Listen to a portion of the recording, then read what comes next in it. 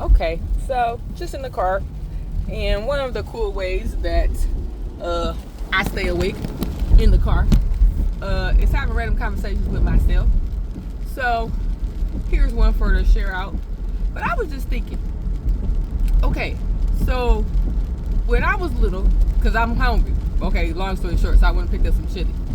And I was like, man, I remember chili at Salina School. Like, you get that little metal container and you pull the little top off and you unpack it, and you had chili on one side and they would always have corn on the other side, and we would get saltine crackers. That was my favorite lunch at Salina. Like, I did like that square pizza. It was more like rectangle pizza. I ain't gonna lie, I did like the rectangle pizza. But the chili was just my favorite little pre-packaged lunch as a little Salina Star. I would take the corn, mix it in with the chili, and then you scoop it and put it on your little saltine crackers, and then you be salty because literally you only got 4 crackers. And so when it was gone, that experience was over, and you had to just go back to the whole spork situation. But that was a memory recall. Then I thought about, wait, my favorite breakfasts was them little peanut butter crackers, and it was like, it wasn't a regular graham cracker because it was smoother and rounder, but they had peanut butter jelly in the middle, and then they wrapped it in like this foil that kind of had like a little purple tint to it. Favorite breakfast. No, this is back before people had, I swear, before people had peanut allergies, when peanut butter was like the emergency come in clutch. They didn't have lunch and you don't want it, and your backup savior is always what? Peanut butter sandwich or peanut butter something. Last one, the one about the we would get those little Lucky Charm little cereals and think we was doing something, but didn't nobody really want no cold cereal in the morning. So I would take the little packet that the sport came in and pull the stuff out, pick out all the little Lucky Charms and stick them in that little bag and twirl it and put it in my pocket. And I remember being in Miss Millar's 4th grade classroom snacking on some Lucky Charm Mushrillos, even though I don't even think I liked the cereal, but it was my way of having like a quick bootleg snack.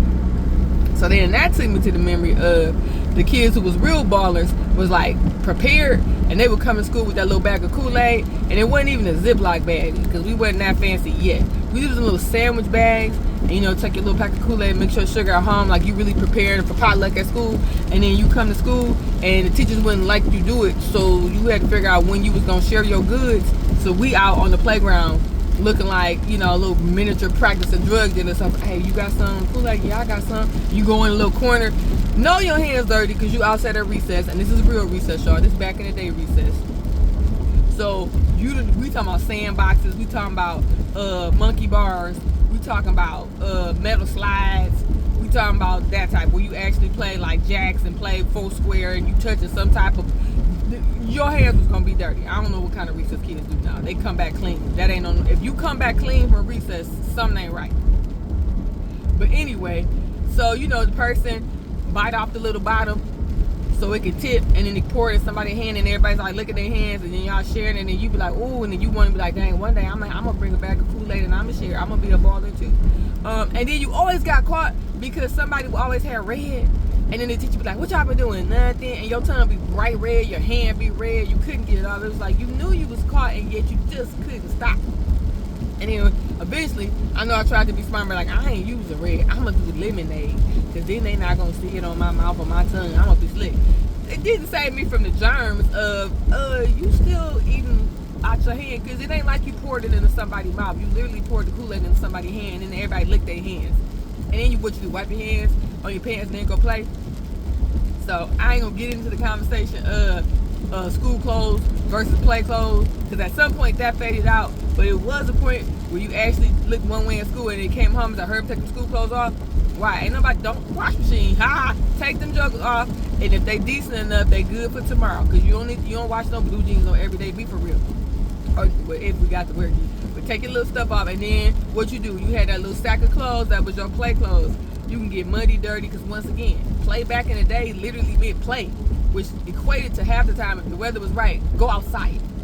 Go outside, find a friend, go outside, make up a game, hopscotch, whatever. Go around the block, count the cars, red light, green light, make up a game, go explore, walk down the block, catch a frog, anything.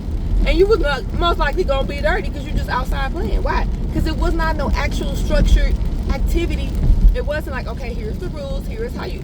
No, you went out there and was like, what y'all doing? Nothing. What y'all? And you start making stuff up. And I swear we was more creative and had more common sense and critical thinking because we just had to just make some stuff up.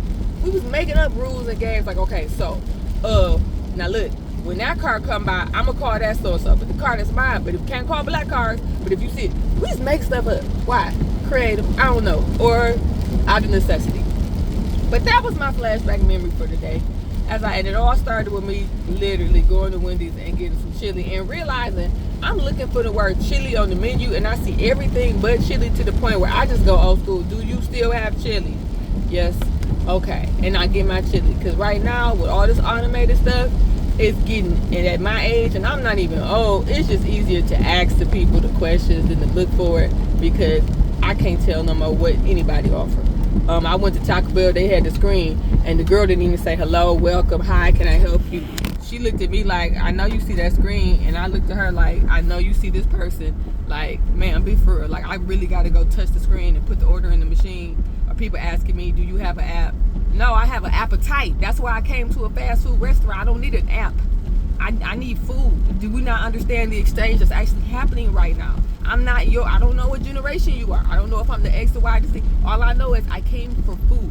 And the person's supposed to greet me and supposed to take my money. I'm supposed to hand you my money. You're supposed to be able to count back money.